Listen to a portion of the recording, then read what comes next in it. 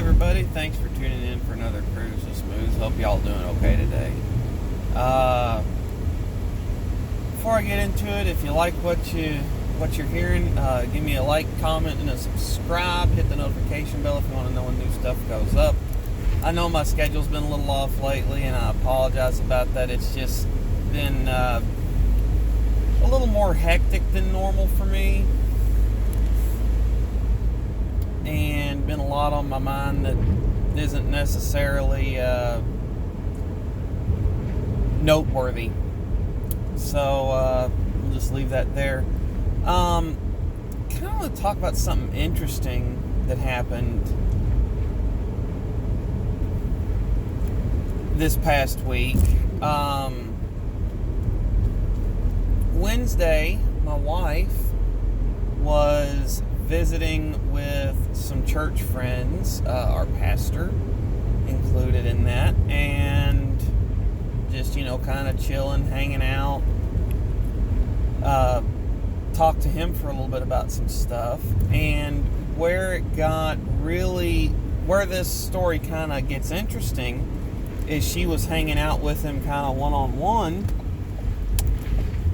and she got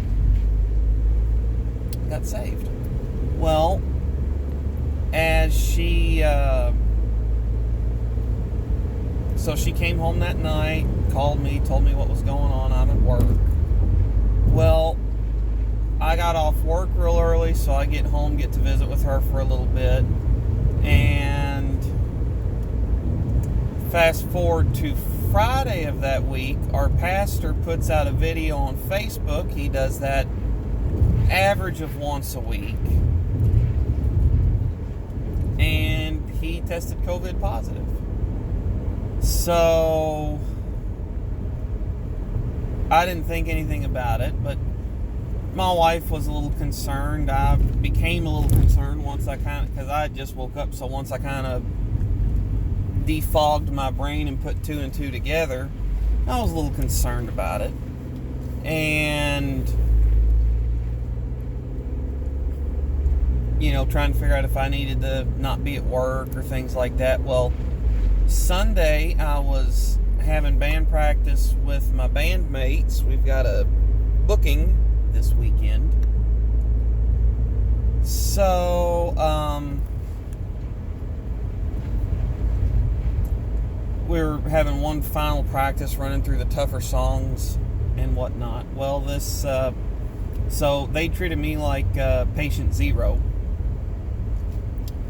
and didn't want to hang out around me. I didn't help set up anything. I didn't help tear down anything. I think I plugged in my personal amp, and that was about it. Other than that, they handled everything.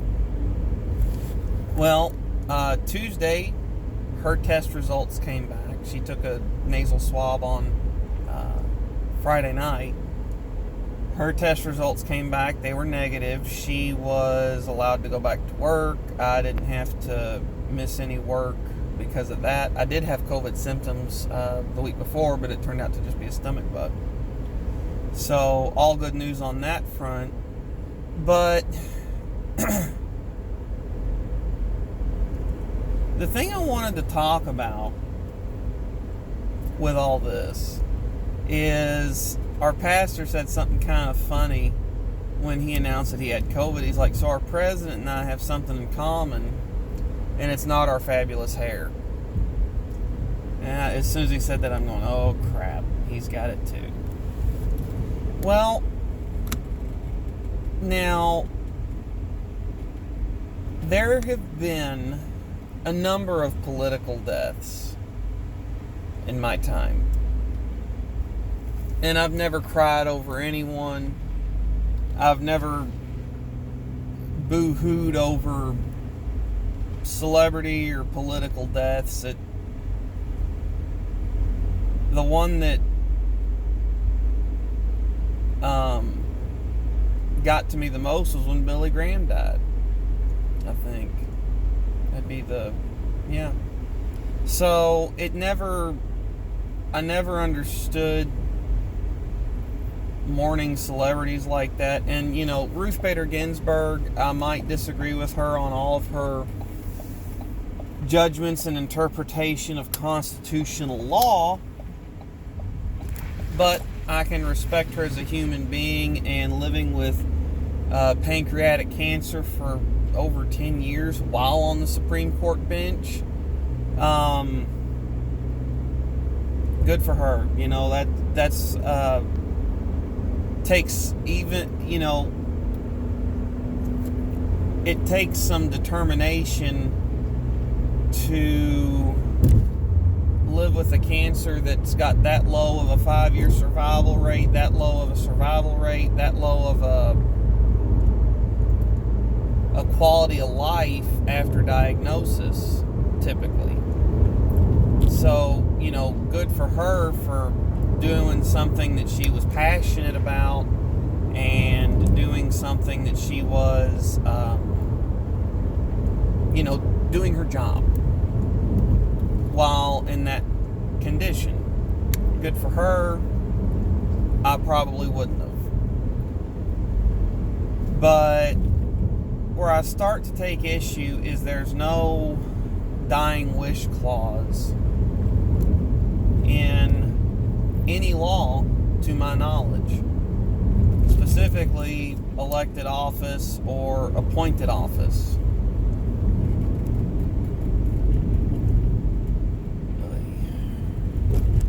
In behind a mowing crew, and I don't have time for this.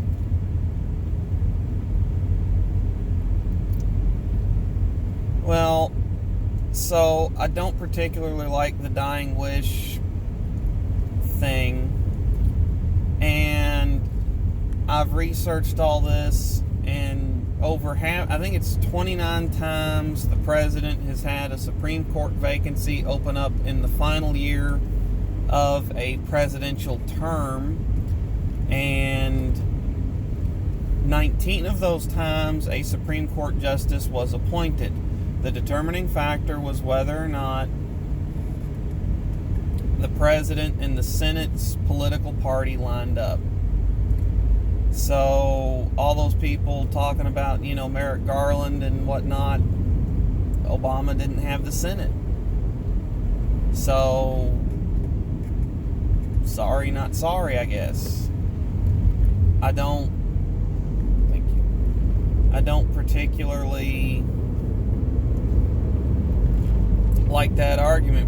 Trump was elected. Whether you love any president, I'll let you pick. You can pick your favorite president, your least favorite president, the president you don't care anything about. All presidents were elected to serve a 4-year term and discharge the duties of their office over the course of that 4 years. The American people know when the president will be elected, when the president will take the oath of office, when the president starts his elected duties, and when the president will either be sworn in again for another term, or when the president will be replaced with another one. They're elected to serve 4-year terms, not 3.5, 2.5, because it's coming up on an election. So there's no argument for Trump not nominating somebody that I like particularly.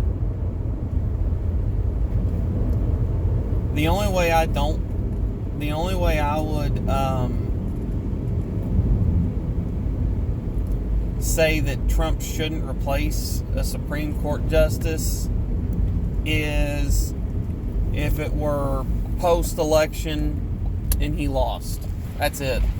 Other than that, Trump should nominate who he wants. The Senate should vote to approve or deny their entry into the Supreme Court. That's simple, in my opinion. But all that said, where those people that were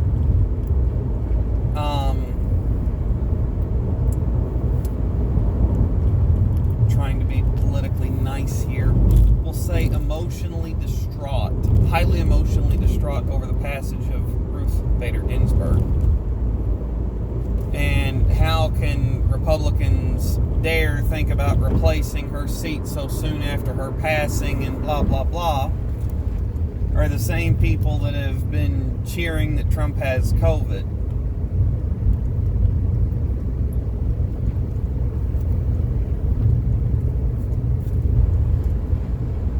Let me put it this way. I didn't cheer when RBG passed away. I didn't cheer when Trump got COVID. A buddy of mine posted something on Facebook about this the other day when shortly after Ruth Bader Ginsburg passed away. And, you know, it seems like Republicans are doing a song and dance about the passing of Ruth Bader Ginsburg, and I'm like, well, I can think of legit like 10 people in the past 120 years whose death should be celebrated, and I'm talking, you know, Hitler, Pol Pot, Hugo Chavez, people along those lines that have greatly contributed to human suffering and death. Other than that, you're celebrating a grieving family. So that was kind of my entire take on people celebrating. Now, the thing is, whether you liked Ruth Bader Ginsburg or not, whether you like Trump or not, when there is a vacancy on the Supreme Court for whatever reason, be it a judge stepping down or be it a judge dying, the president's job is to appoint a justice to the Supreme Court. That's all politics aside. And it is the Senate's job to approve or deny the nomination. So that's kind of where I come down on that. If everybody can get their ducks in a row and do a nomination, that's fine. If not, whatever. I think that they're too busy playing I think that people are too busy being stupid right now, but that's... There goes my cooler. And it's leaking, I think.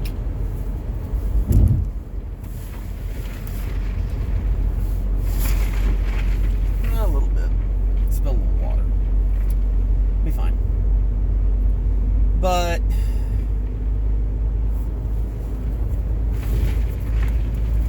I think it's ridiculous, the media narrative right now surrounding Trump with his COVID. I think that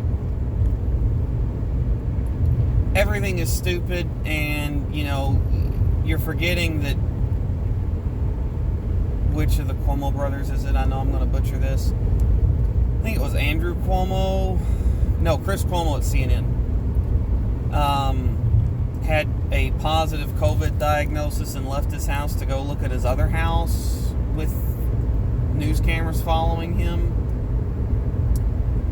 And Trump jumped in the back of a Secret Service vehicle and did a little parade around the hospital with his doctor's approval. And apparently Secret Service was being as absolutely careful as possible. So I don't understand the 100% non-stop, unabated Trump hatred. I don't get it. I think that, politically speaking, that's doing damage to the Democratic Party. So, anyway, I've kind of run out of thoughts. I know I've been a little bit all over the place today, so I'm going to wrap it up. Thanks for tuning in. Hope to see y'all next time. Stay safe.